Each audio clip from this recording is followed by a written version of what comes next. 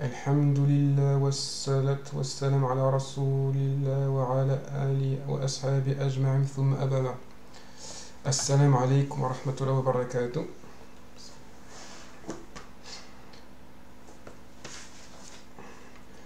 في بيوت أذن الله أن ترفع ويذكر فيها اسمه يسبح له فيها بالعذو والأسآل رجال لا تلهيهم تجارة ولا بيع عن ذكر الله وإقام الصلاة وإيتاء الزكاة يخافون يوم تتقلب فيه قلوب والأبصار.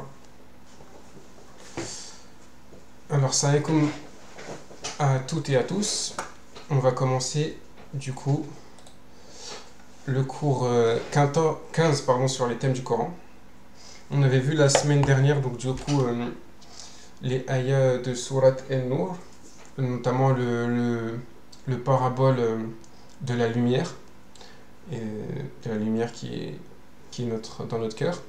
Et on va continuer, donc Allah il continue de parler, il continue cette parabole dans les ayats qui suivent. Donc on va voir la suite des paraboles toujours en lien avec la lumière, notamment en commençant par la ayah 36, donc toujours sur la An-Nur. Donc c'est celle que je vous ai lue à l'instant. Donc في بيوت أذن الله أن ترفع ويذكر فيها اسمه يسبح له فيها بالعدو والآصال. Alors, dans les maisons qu'Allah a permis que l'on élève, donc Allah il dit qu'il y a des lumières, sa lumière elle est dans des maisons qu'Allah a permis que l'on élève et où son nom est invoqué, le glorifie en elle, donc les gens les glorifient dans ces maisons en elle, matin et soir. Alors déjà, il faut savoir que le mot qui choisit buyut, comme je l'ai montré ici, buyut, ça vient de bait, qui vient de bat, qui veut dire passer la nuit. Pourquoi passer la nuit? Parce que il y a plusieurs manières de dire maison en arabe. Il y a plusieurs manières de dire maison en arabe. Et une des maisons, notamment, une des manières les plus répandues pour dire maison, c'est dar, le mot dar. Et pourquoi? Parce que dar à la base, ça veut dire c'est un endroit où on fait des allers-retours, où on revient toujours. Et la maison, c'est ça, c'est un endroit où on y part et on y revient. C'est un endroit où on revient toujours, c'est toujours un endroit où on revient. Et bait aussi, donc qui est aussi utilisé pour dire maison, ça vient de son origine d'un endroit où on passe la nuit. Donc là, Allah il choisit parfaitement le mot bait par rapport justement au parallèle d'avant, par rapport au parallèle de la nuit. Donc là, Allah il nous fait comprendre que les maisons qui ont un rang élevé pour lui, ça n'a rien à voir avec la taille de la maison, l'emplacement de la maison, mais c'est les maisons où son nom est invoqué. Donc dhikr, c'est se rappeler, mais c'est aussi prononcer à haute voix, prononcer. Donc son nom il est prononcé et les gens ils se rappellent de lui. C'est des maisons où le nom d'Allah, le nom de Dieu est invoqué et prononcé. On parle de lui. Et on le glorifie en elle matin et soir. Donc c'est un endroit où on le glorifie, où on le prie notamment. Et l'imam Azib, il fait un parallèle. Nous, quand on regarde le ciel, on voit les étoiles qui brillent, et les anges qui sont dans les cieux, quand ils voient la terre la nuit, ils voient les maisons qui brillent. Les maisons qui brillent, c'est les maisons où Allah il est invoqué, où Allah il est glorifié. Donc c'est ça qui donne de la valeur à ces maisons et qui font que ces maisons soient lumineuses. En plus, là, il précise le glorifiant elle matin et soir. Pourquoi matin et soir? Parce que les prières du musulman, dans les 5 prières, il y en a 3 à voix haute. Et les prières qui sont à voix haute, c'est les prières qui se font la nuit. Comme si Allah il nous expliquait que dans les temps de ténèbres, on devait être une lumière pour les gens. Et comme le Coran est une lumière, on le prononce à voix haute quand il fait nuit.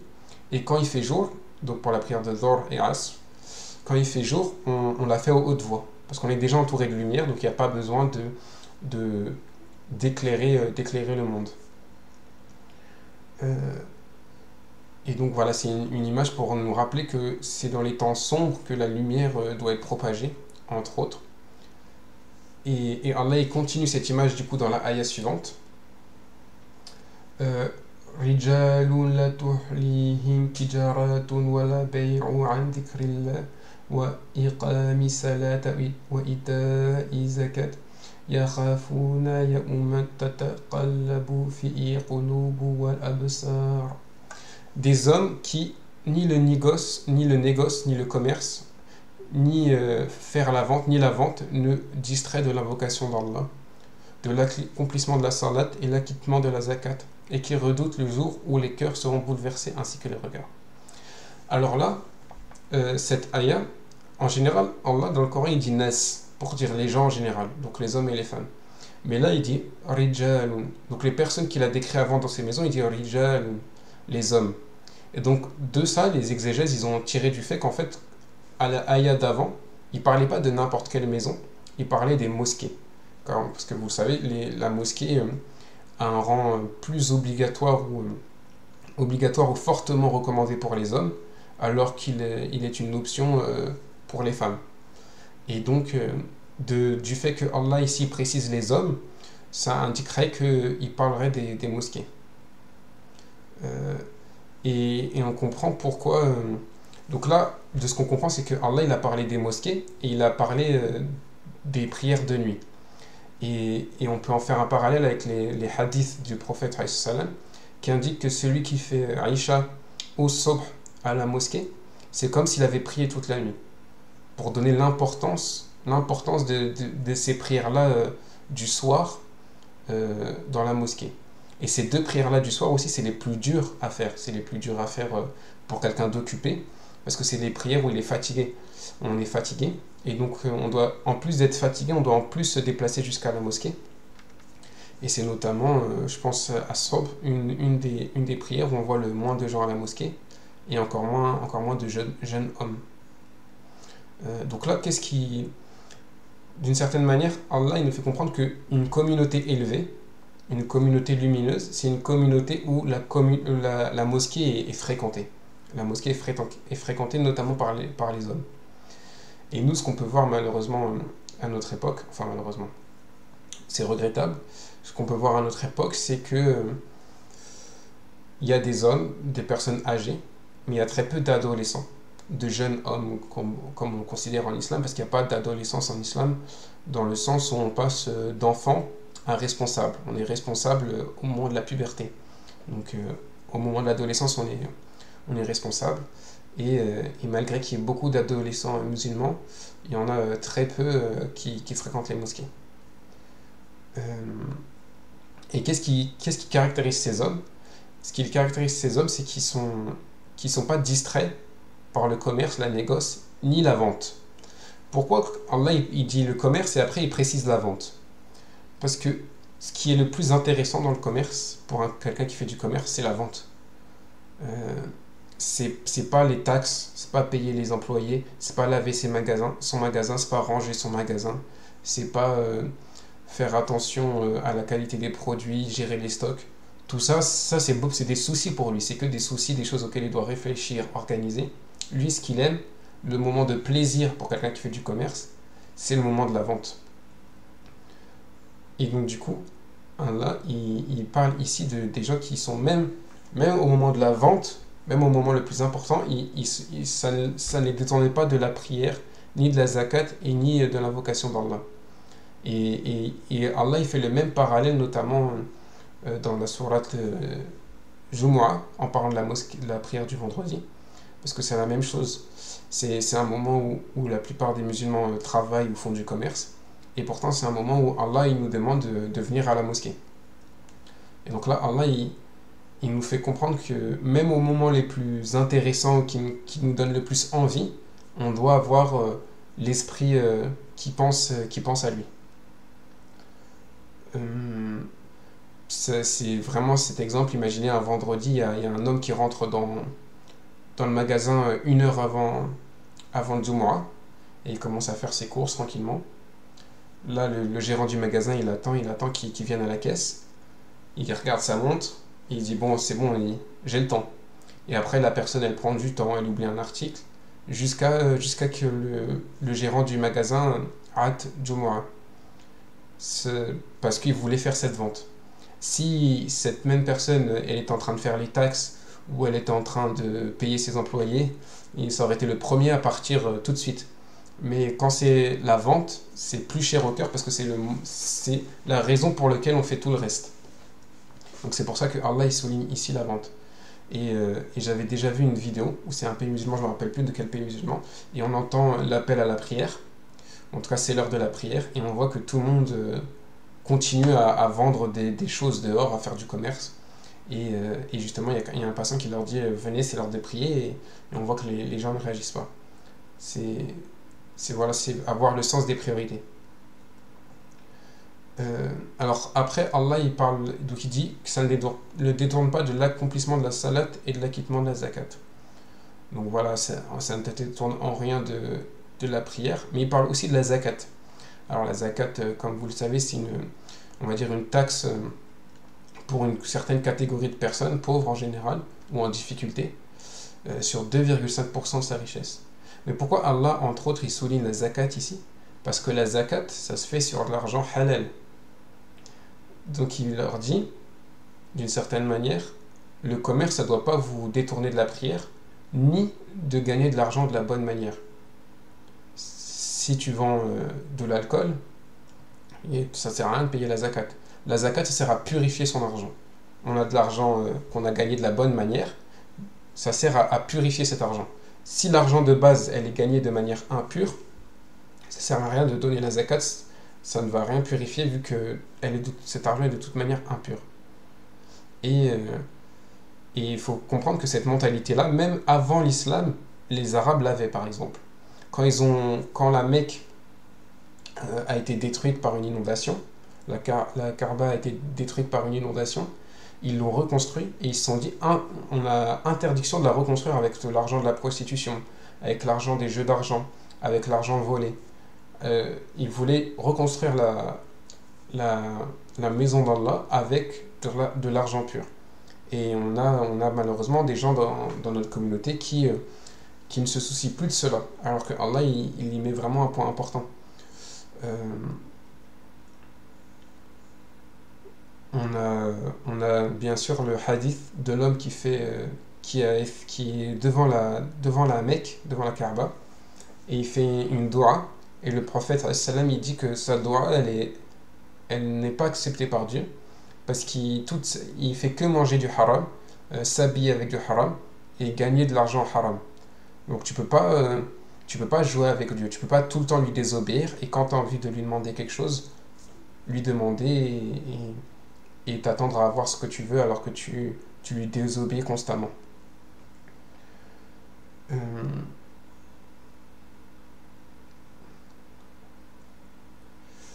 Du coup, toujours dans le même esprit, on a aussi des musulmans qui profitent des aides de l'État. Donc ça, il faut faire attention aussi. Qui profitent de manière injuste. C'est-à-dire qu'il y en a qui vont, dans certains pays, il y en a qui vont épeler le nom de leur enfant de différentes manières sur les sites d'aide pour toucher plusieurs fois des aides, ou qui vont trafiquer les aides. Voilà.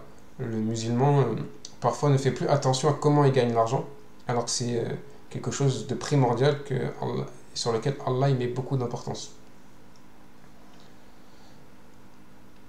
Et maintenant, Allah il finit comment la ayah? Il finit et qui redoute le jour où les cœurs seront bouleversés ainsi que les regards seront secoués, bouleversés, comme si Allah au jour du jugement il allait sonder nos cœurs et en les secouant. Et là on peut voir encore une fois un parallèle magnifique avec ce qu'on a vu avant. La lumière chez l'être humain elle est dans deux endroits. Il y a la lumière de la vue, c'est à dire que si on n'a pas de lumière dans les yeux on voit rien, et il y a la lumière du cœur. Et donc là Allah il nous dit nos cœurs et nos regards seront bouleversés ce jour-là. Aussi, il faut... Oui, voilà. Pardon. Donc voilà, là c'est la fin de l'image sur la ayah 37. Alors là, il continue toujours à la suite. ليجزيهم الله أحسن ما عملوا ويزيدهم من فضله والله يرزق من يشاء بغير حساب. Afin qu'Allah les récompense sur le meilleur de ce qu'ils ont fait, et il leur ajoutera de sa grâce. Allah attribue à qui il veut sans compter. Donc là, Allah il nous explique le principe sur lequel il va évaluer les bonnes actions au jour du jugement. Allah, il va pas faire il va pas faire une moyenne de nos bonnes actions. Allah, il dit afin qu'Allah les récompense. Donc ces personnes-là, Allah, comment il va les récompenser? Sur le meilleur de ce qu'ils ont fait. Ahsana ma'amilu. C'est-à-dire qu'imaginons une fois tu as super bien prié, si Allah il va compter que toutes tes prières, même celles où tu as été un peu plus négligente, un peu fatiguée, elles vont compter comme celles où tu as le mieux prié. Bien sûr, il faut toujours faire un effort, il faut toujours faire des efforts pour prier le mieux qu'on peut, mais Allah il nous dit que il va compter nos actions comme la meilleure de nos actions. Et en plus de ça, il va rajouter, il leur rajoutera de sa grâce. Il va rajouter, c'est-à-dire que ça se trouve notre meilleure action, elle est même pas si bien que ça, elle est même pas si bien que ça, si pure que ça, si intéressante que ça. Mais Allah il dit qu'il va en plus de prendre la meilleure de nos actions, il va rajouter dessus. Et qu'est-ce qu'il rajoute? En plus, il rajoute Wallahu yarzuqu man yasha'u bighayri hisab. Allah il donne sans compter. Allah attribue à qui il veut sans compter. C'est-à-dire qu'en plus de donner, Allah il peut donner d'une manière qu'on ne peut même pas l'imaginer. Donc ça c'est une bonne nouvelle pour celui qui fait des bonnes actions et qui meurt sur ses bonnes actions.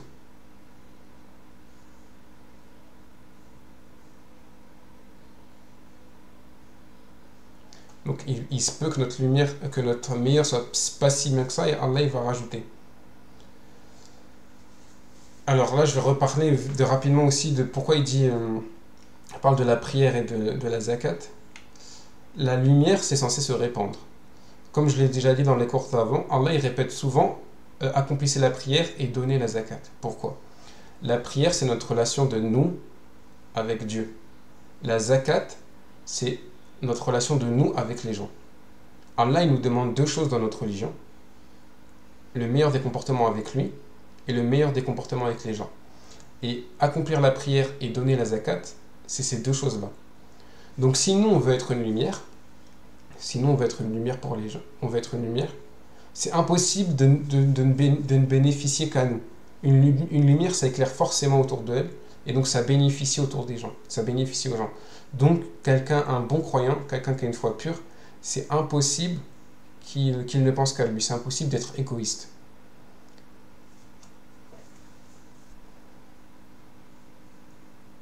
C'est pour ça. Et la zakat, en plus d'être en relation avec les autres, ça nous purifie d'une chose qui est très présente chez beaucoup d'humains, chez quasiment tous les humains, c'est l'avarice, aimer l'argent, aimer garder ce qui nous appartient. Donc voilà les sagesses de ces ayahs. Donc maintenant on va continuer sur la sourate Nour. Il y a un autre passage qui parle des lumières.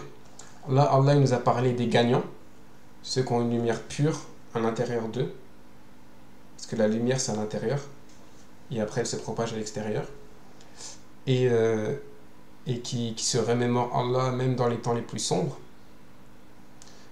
Maintenant Allah il va nous parler de deux images de deux perdants.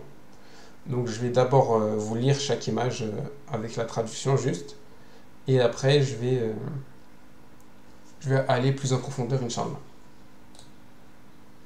Donc la ayah 39. والذين كفروا أعمالهم كسراب بقيعة يحسبه ظمآن ماء حتى إذا جاءه لم يجدوا شيئا ووجد الله عنده فوافاه حسابا والله سريع الحساب. Quant à ceux qui mécroient, ceux qui ont mécru, leurs actions, a'malu kasarab, sont comme un mirage. Kasarabin biqi'atin, un mirage dans une plaine. Un mirage dans une plaine. Donc, vous savez tous que c'est un mirage. Un mirage, c'est quand, en général, dans des périodes de forte chaleur, notamment dans le désert, à cause d'une dépression, en tout cas à cause c'est un phénomène aussi météorologique, l'homme va avoir l'impression de voir de l'eau, de voir quelque chose. Et ici, donc Allah il décrit que celui qui mécroit, c'est comme cette personne-là. C'est comme cette personne-là. Le mot sarab qui est utilisé pour dire mirage, ça ressemble beaucoup à sharab, qui veut dire boire.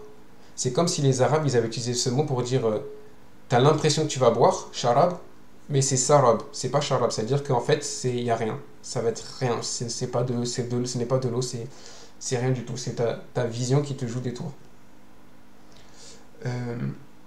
Il est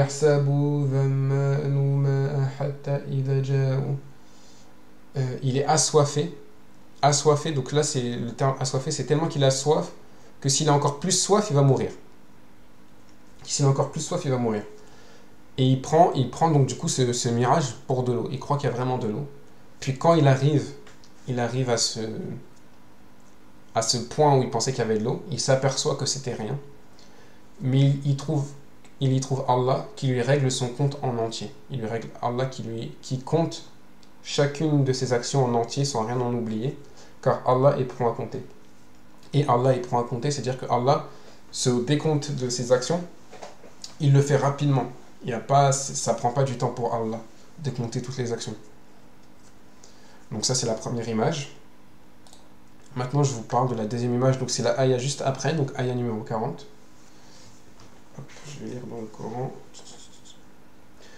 أو كظلمات في بحر لجيء يحشاء موج من فوقه سحاب ظلمات بعضها فوق بعض إذا أخرج يده لم يكد يراها ومن لم يجعل له نورا فما له من نور. Ou semblable à des ténèbres. Donc là, Allah il continue l'image, c'est pour ça qu'il y a le ou. Ou semblable à des ténèbres sur une mer profonde. L'ujouj, ça veut dire, j'aurais dû dire agité. C'est moi qui ai mal pris la traduction, donc des fois il peut y avoir des petites erreurs dans les traductions françaises. L'ujouj, ça vient de... Déjà, il y a marqué, à des ténèbres. Semblable à une mer profonde, semblable à des ténèbres. Donc la mer, pour que ça soit semblable à des ténèbres, on comprend que déjà l'image ici, c'est la nuit. On est dans la mer et c'est la nuit. Donc l'ujouj, ça veut dire deux choses. C'est quelque chose qui est persistant et qui est violent. Quelque chose de persistant et violent. Donc là, on voit que c'est une mer sans fin et qui est violente. Parce que ça vient notamment, on peut décrire quelqu'un de l'ajouj, c'est quelqu'un qui est têtu et qui a un caractère explosif. Genre il reste toujours sur ses positions et en plus des fois il explose. Là c'est la mer, elle est décrite comme ça, elle est décrite comme persistante et explosive. Et des vagues le recouvrent. Donc là, qu'est-ce qu'Allah nous décrit? Il ne nous décrit pas qu'une vague touche la personne, il nous décrit qu'une vague est au-dessus de la personne. Une vague est au-dessus de la personne. Et après, il dit au-dessus de lesquelles s'élève une autre vague. C'est-à-dire quoi? C'est-à-dire qu'il y a une première vague, et après cette première vague, la personne essaye de remonter, et il y a une deuxième vague au-dessus de la personne, sur lequel il y a des nuages. C'est-à-dire que on peut espérer que même la nuit, on ait la lumière de la lune, la lumière des étoiles, un tout petit peu de lumière. Et là, Allah, il nous dit quoi? Il nous dit, la personne, elle est sous l'eau. Il y a une vague au-dessus d'elle. Au-dessus de cette vague, il y a encore des nuages. Et donc, qu'est-ce qu'il nous dit? Il nous dit, ténèbres les unes au-dessus des autres. C'est comme s'il y avait des couches de ténèbres. Déjà, il est au fond de l'océan. Il y a une vague. Après, il y a une autre vague. Après, il y a des nuages. Et en plus, c'est la nuit. Donc, ténèbres les unes au-dessus des autres. Et quand il étend sa main, tellement il fait noir, il la voit à peine. Il ne la distingue presque pas. Celui qu'Allah aurait privé de la lumière, il n'aurait aucune lumière. Donc voilà, là, je vous ai fait le petit parallèle. Enfin, je vous ai lu rapidement la traduction. Et maintenant, on va aller en plus en profondeur de ces deux images. Donc, qui sont l'une après l'autre. Alors, déjà, dans ces deux images, je vais mettre au milieu. Ça va faire plus équilibré.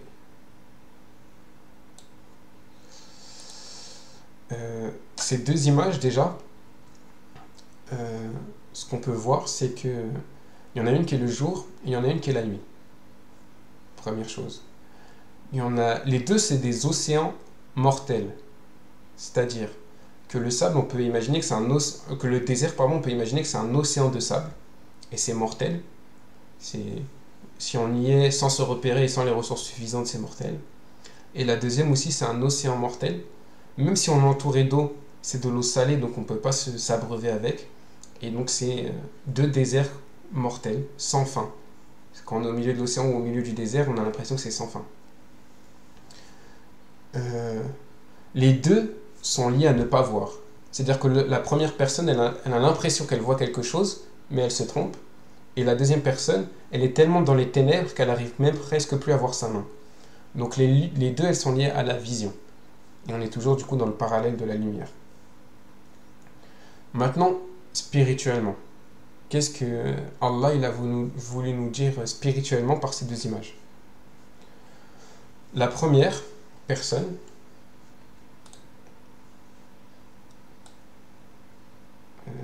tac. Je vais mettre ici, c'est pas mal. La première personne, elle est entourée de lumière. La première personne, elle est entourée de lumière. Ça peut vouloir dire deux choses, entre autres. La première chose que ça peut vouloir dire, c'est elle a l'impression de faire plein de bonnes actions. Elle a l'impression de faire plein de bonnes actions. Elle a l'impression de faire plein de bonnes actions, la charité, plein de choses. Mais elle va finir par réaliser, à la fin, que tout ce qu'elle a fait, ça valait rien. Allah il en parle dans Surat Al-Kahf. Alladhina yarsabuna annahum yuhsinuna annahum. J'ai plus la ayah en tête. Vers la fin de Surat Al-Kahf, Allah il nous parle d'une personne qui pensait faire des bonnes actions toute sa vie et en fait il faisait que se tromper.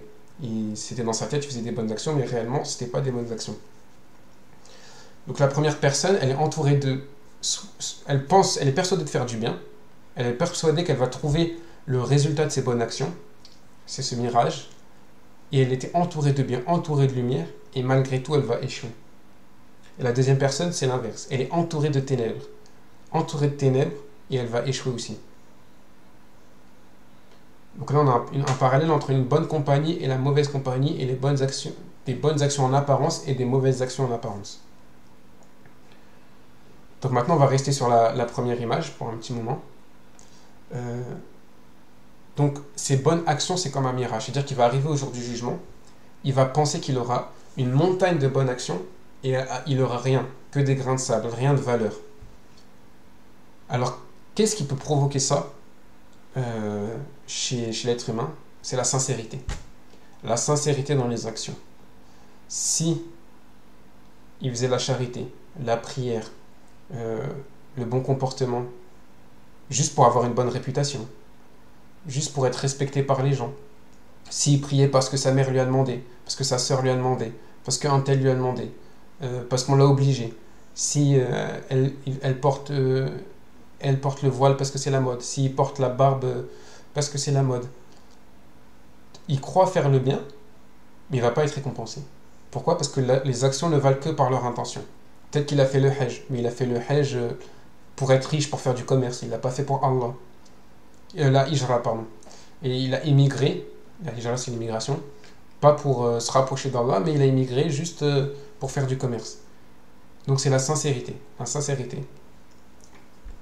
Euh, il peut y avoir d'autres personnes. Il y a des gens qui vont définir, ils vont dire, ils vont définir eux-mêmes comment faut prier. Ils vont pas se dire, moi je dois prier comme Allah il attend que je prie, comme Dieu il attend que je prie, mais ils vont prier comme eux ils ont envie de prier. Et ils vont s'attendre à avoir des bonnes actions, que ce soit compté comme des bonnes actions, et ils verront au jour du jugement que ça ne valait rien. Ils ont fait des efforts, mais comme eux ils voulaient, pas comme Dieu il voulait. Euh, et ça arrive, on peut même prendre des cas plus extrêmes. Il y a des gens qui volent et qui tuent, et ils pensent faire le bien. Il y a des gens, quand on leur dit, ils sont jugés, on leur dit pourquoi ils ont fait ces mauvaises choses, ils vont dire c'est pour la société. Euh, ils vont rationaliser, ils vont dire c'est pour la société, c'est pour le bien. Il y a des mafias qui volent et qui tuent, et c'est pour leur famille, pour mettre. Ils ont le sens de la famille. Robin des Bois, par exemple. Robin des Bois, c'est inacceptable pour nous. C'est un exemple que j'aime bien prendre parce que ça parle à beaucoup de gens. On n'a pas le droit de voler les riches pour donner aux pauvres. Si je caricature l'idée, euh, c'est pas faire du bien, ça. Euh, et on a beaucoup de gens qui rationalisent, comme je disais, des gens en prison ou dans les films parfois. Parfois, dans les films, le méchant il va expliquer pourquoi il fait ça. Et souvent, lui, dans sa tête, ce qu'il fait, c'est bien. Bah, ce genre de comportement peut amener à croire qu'on fait le bien et voir au jour du jugement dernier, quand Allah il va compter nos actions, voir que ça valait rien. Comment faire de l'argent? Ça, je vous en ai déjà parlé un petit peu avant, mais c'est vraiment un truc où les musulmans doivent faire attention. Si tu gagnes tout ton argent en vendant de l'alcool et après tu donnes 100 000 euros à la mosquée pour la construction de la mosquée ou tu fais le hajj tous les ans avec de l'argent haram, ça ne vaut rien. Ça ne vaut rien. Tu ne peux pas acheter des bonnes actions avec quelque chose d'impur. Ça ne fonctionne pas dans notre religion. Tu peux pas faire ça. C'est comme essayer de tricher, c'est comme essayer de détourner les lois de Dieu. Imagine un gouvernement strict et droit. Tu essayes de faire, je sais pas, un passeport ou un truc comme ça. Et quand tu essayes de faire un visa, tu donnes un petit billet de 100 euros, 200 euros à la personne. Si c'est un pays corrompu, ça va marcher. Mais si c'est un pays honnête, tu vas avoir encore plus de problèmes parce que tu as fait ça. Ben là, c'est la même chose avec Allah. Si tu fais des mauvaises actions, et en plus, avec ces mauvaises actions, tu essayes de te racheter auprès d'Allah, tu vas avoir encore plus de problèmes. Parce que c'est comme si tu essayais de corrompre Allah. Et on ne peut pas corrompre le plus parfait des justes et le plus juste des juges. Donc, ça n'a aucun sens de faire ça, de gagner de l'argent en faisant le mal et après essayer d'espérer se racheter en utilisant cette même argent. Euh, qu'est-ce qui peut encore être un mirage? Ah oui, un autre mirage qui peut apparaître, c'est ne pas donner l'importance aux choses dans le bon ordre. C'est-à-dire que les choses primordiales dans notre religion, c'est quoi? C'est la prière, la zakat. Et on a leur priorité, ça va être la prière de l'Aïd, la prière de Tarawih, la Humra. C'est-à-dire qu'ils vont être là à toutes les prières de Tarawih, mais ils vont regrouper leurs 5 prières. Ils vont pas prier leurs 5 prières à l'heure. Ça n'a aucun sens. Allah, il a fait des choses, il a fait en sorte que des choses soient plus importantes que d'autres. Il faut se concentrer sur les choses importantes, et une fois que tu arrives à faire les choses importantes, tu fais les choses moins importantes. Ça sert à rien de gagner plein d'argent haram et faire la Humra tous les ans. Ça sert à rien de faire tous les jours Tarawih si tu pries pas à l'heure Tarawih. Si tu pries pas à l'heure, voilà. Ça sert à rien pareil, de faire, je sais pas, le Hajj si tu ne donnes pas l'héritage à ceux qui en ont droit. Si tu ne donnes pas la zakat. Ainsi de suite. Il y a des choses qui sont primordiales, obligatoires et strictement interdites dans notre religion. C'est ceux-là qui sont la priorité et pas les actes à côté. Ça sert à rien de faire Tarawih tous les ramadans si à côté si tu pries pas les 5 fois comme Allah te l'a demandé. Ou le jeûne aussi, en parlant du ramadan. Un autre exemple, c'est les gens qui peuvent jeûner et qui se disent, moi je vais payer pour le jeûne. Je paye pour le jeûne, pour compenser les jours de jeûne, je paye pour le jeûne. Alors qu'ils sont parfaitement capacité de jeûner. Attention, Allah il connaît parfaitement nos capacités et c'est pas des choses avec lesquelles il faut jouer. Donc, on doit toujours faire attention à notre sincérité. Et la question c'est, du coup, pratiquement, comment on fait attention à la sincérité? C'est assez simple en fait. L'hypocrisie c'est quelque chose de dangereux, mais c'est quelque chose d'assez simple à vérifier. Il faut juste se demander pourquoi je fais ça. Pourquoi je fais ça? La première chose c'est pourquoi je fais ça. Et la deuxième chose c'est vérifier le comportement. Vérifier le comportement. C'est-à-dire, est-ce que moi par exemple, je prépare autant la vidéo s'il y a une personne qui la regarde ou s'il y a 300 personnes, 5000 personnes qui la regardent?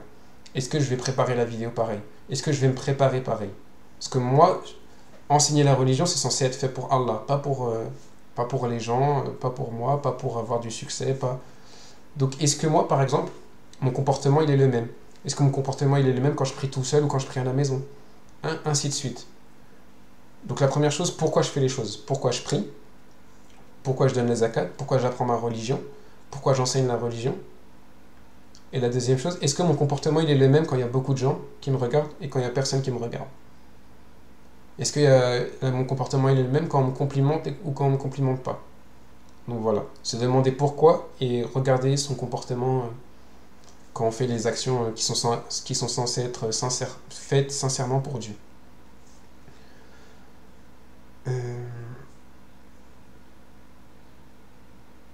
Donc voilà, là on comprend quoi? C'est que la lumière elle doit être à l'intérieur, elle ne doit pas être à l'extérieur. On peut montrer toutes les bonnes actions qu'on veut.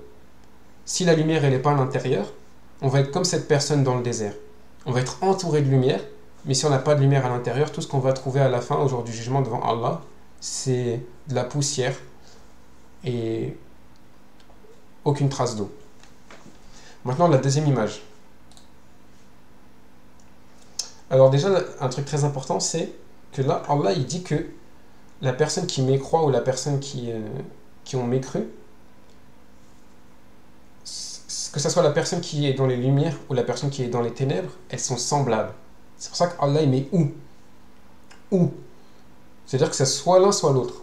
Mais ça veut dire que elles sont semblables. Il n'y en a pas un meilleur que l'autre. Parce que la personne qui est dans les ténèbres, dans la lumière, elle pourrait se dire, ah non mais moi je suis pas comme celui qui vole, qui tue. Au moins moi je fais des bonnes actions. Mais si elles ne sont pas sincères, ces bonnes actions elles valent rien. Et l'autre personne qui fait du mal, elle pourrait dire, ah mais moi au moins je suis pas un hypocrite. Je fais le mal et je suis pas un hypocrite, je fais pas semblant de faire le bien. Et donc là, Allah il dit, c'est la même chose. Vous cassez pas la tête, faites attention à ne pas être dans ces deux cases. Et notamment pour celui qui est musulman et qui se dit musulman, faire très attention à ne pas être dans la première case, à penser faire des bonnes actions, au final, être très loin de faire des bonnes actions. Donc là, on a dit c'est une personne qui est dans ténèbres sur ténèbres sur ténèbres et qui est entourée de mal. Donc ici, l'entourage semble être différent, mais la finalité, elle est la même. La finalité, elle est la même. Donc là, c'est des gens... Là, Allah, il décrit des gens qui pensent qu'à eux et qui vont s'entourer de mal. Ils vont ne faire que s'entourer de mal. Ils vont avoir un mauvais comportement, ils vont avoir une mauvaise compagnie, ils vont avoir un mauvais travail. Et à force, ils vont s'entourer de mal. Une vague, une deuxième vague, et après des nuages, et en plus, ils sont sous l'eau. Ils vont être complètement entourés de ténèbres, complètement. Ils vont s'entourer du mal. Ils vont se bloquer eux-mêmes de toute mauvaise influence. Même la lumière du jour, elle est bloquée par les nuages. Ils vont se bloquer eux-mêmes de toute bonne influence. Et quand quelqu'un il est dans les ténèbres depuis longtemps, quand quelqu'un il est dans le noir, dans le sombre depuis longtemps, si on lui met de la lumière d'un coup, imaginez-vous, ça fait 5 heures que vous êtes dans une pièce très sombre, si on allume la lumière d'un coup, ça va vous faire mal aux yeux. Bah, cette personne, ça va faire la même chose, elle va réagir de la même manière à la lumière. Elle va être dans les ténèbres tout le temps. Et la première fois que tu vas lui donner un bon conseil, ça va lui faire mal, elle ne va pas l'accepter, ça va être bizarre. Et c'est pour ça qu'il faut continuer à lui donner plusieurs fois des bons conseils. Parce qu'à force de voir la lumière, ça va moins lui faire mal et il va s'habituer à la lumière. Mais au premier abord, cette personne est tellement habituée aux ténèbres que quand on lui donne un bon conseil, quand on lui indique de faire le bien, il va le rejeter. Comme quelqu'un qui est dans le noir et on allume la lumière d'un coup, ça va lui faire trop mal et il va le rejeter. Il va dire vite réteignez la lumière, réteignez la lumière. Ben, c'est la même chose avec ces personnes-là. Ils risquent de répondre de manière opposée quand on va leur donner des bons conseils. Mais il faut persister jusqu'à qu'ils s'habituent. Et il ne se rend même pas compte de ce qu'il fait cette personne. Parce que la main, c'est l'image pour les actions. Il voit à peine sa main. Il ne se rend même pas compte de ce qu'il fait. Il est tellement entouré de ténèbres, il est tellement dans une situation où les ténèbres, c'est normal, que ce qu'il fait, il ne se rend même pas compte que c'est mal.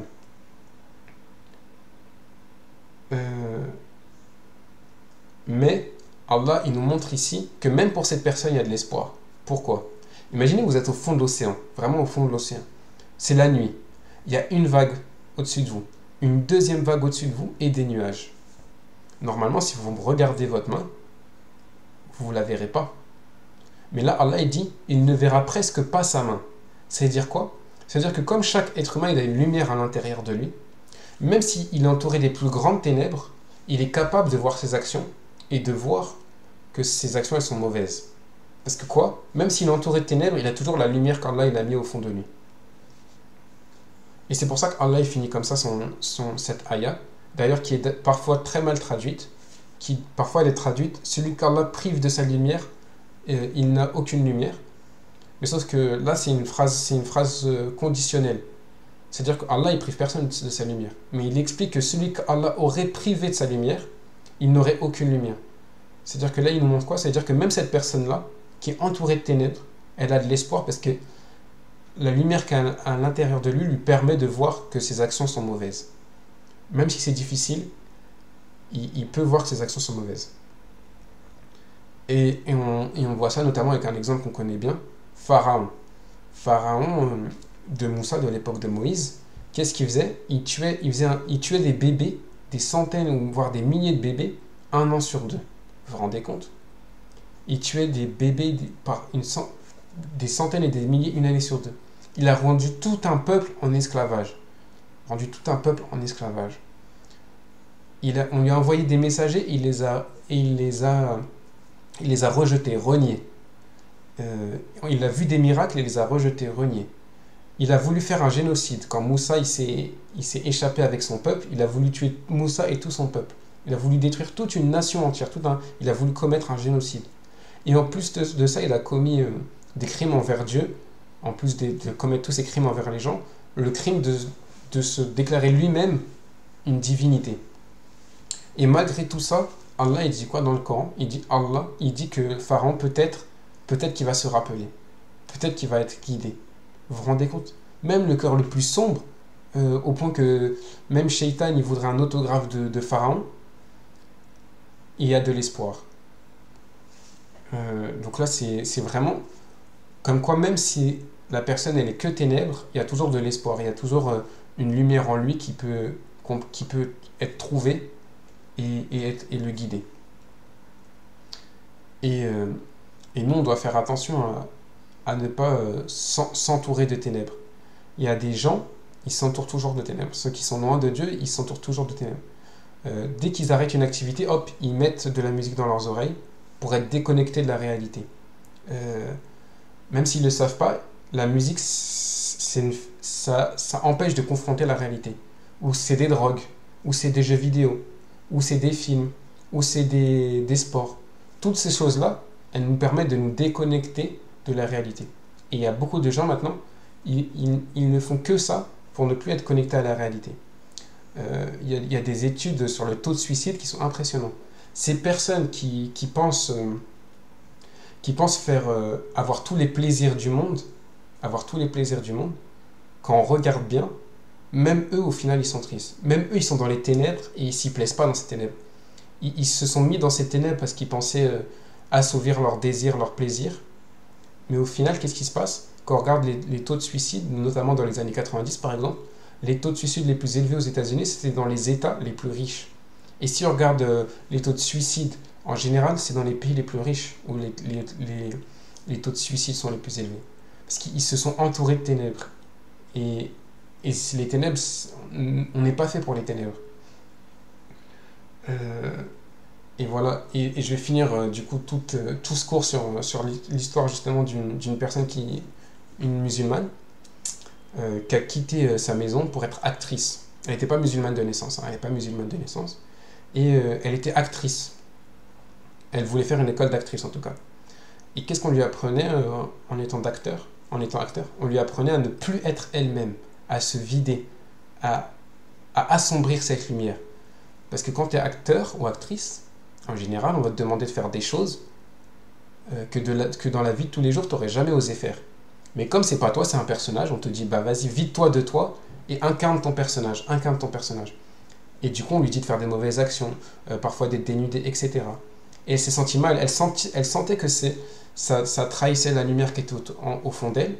Donc, elle a arrêté ce métier d'actrice et elle a fait du cirque. Elle a fait du cirque et elle faisait des acrobaties. Et au bout d'un moment, même dans ce métier-là, elle se sentait mal. Elle se sentait mal dans la manière dont elle s'habillait. Et un jour, elle a rencontré dans un autre cirque un musulman. Et après qu'on lui expliquait l'islam, elle s'est convertie et elle s'est mariée avec ce musulman. Et maintenant, ils ont des enfants musulmans, du coup, qui connaissent le Coran. Mais cette histoire, elle nous montre quoi? Elle nous montre que quand on écoute son cœur, on écoute la lumière, on va être guidé vers le bien. Et cette personne, justement, elle a réussi à ne pas se laisser tenter par ça. Et c'est pour ça, nous qui sommes musulmans, on doit faire attention. Attention à écouter ce cœur et à pas avoir honte de ce qu'on est, pas avoir honte de la lumière qu'on est censé dégager. Parce que nous, des fois, on veut rentrer dans le moule et on est prêt à cacher la lumière qu'est le Coran, qu'est notre religion, pour rentrer dans le moule.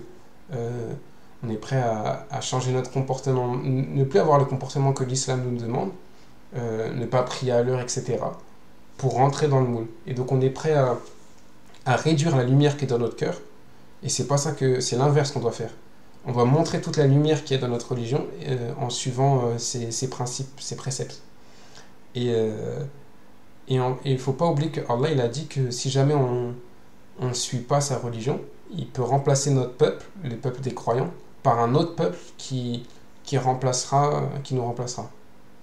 Allah, il n'a pas besoin de nous. C'est nous qui avons besoin de cette lumière.